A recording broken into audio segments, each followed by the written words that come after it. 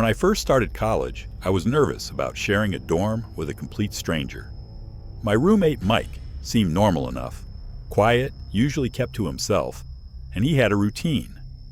Twice a week he had late-night classes until around 10 p.m.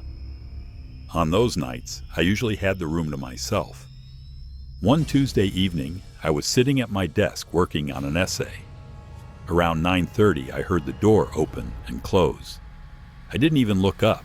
I just assumed it was Mike. I heard the sound of his bag hitting the chair and the springs of his mattress creak as he laid down. "Rough day?" I asked without turning around. No reply. That wasn't unusual. He wasn't much of a talker. I figured he was just tired. For the next hour or so, I kept typing. Every now and then, I thought I heard him shifting under his blanket. The silence was almost comforting. Just the clicking of my keyboard and the faint rustle of someone else breathing in the room. Eventually, I put on my headphones and drifted off to sleep. The next morning, I woke up to bright sunlight. Mike's bed was perfectly made, tucked in exactly how he always left it when he left for the day. His chair was empty. His bag wasn't there.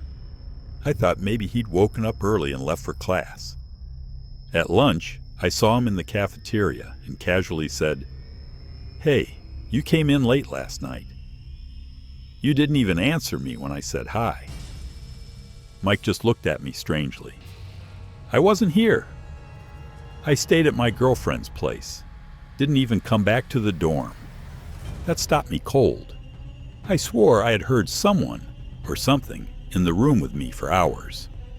To this day, I still don't understand who or what was lying in that bed. Our campus library was massive, 5 stories tall with endless shelves of books.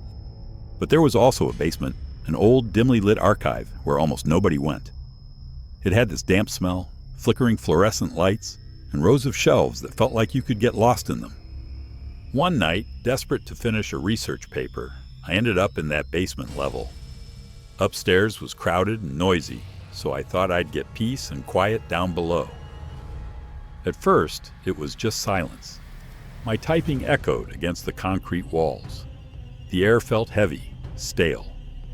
About an hour in, I heard faint footsteps between the shelves. They weren't rushed, more like slow, deliberate pacing. I called out, "Hello?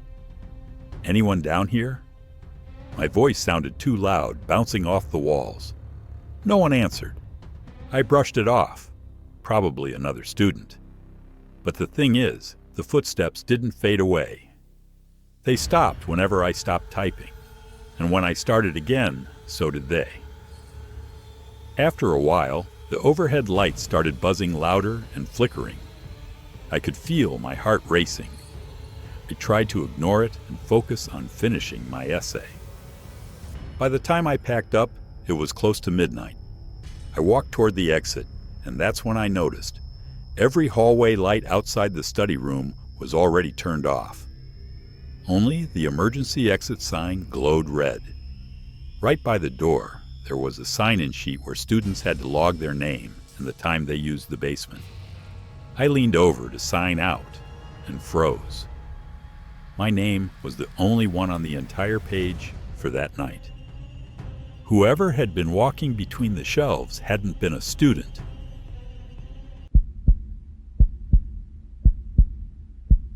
It was almost midnight when my phone started buzzing. I checked the screen. It said campus security. A calm, serious male voice came through. "This is security. We need you to stay inside your dorm room. There's been a break-in on campus." My roommate and I immediately locked the door and shut the lights. We whispered to each other nervously, waiting for updates. About 10 minutes later, there was a knock. The same calm voice said from the other side of the door, "It's security.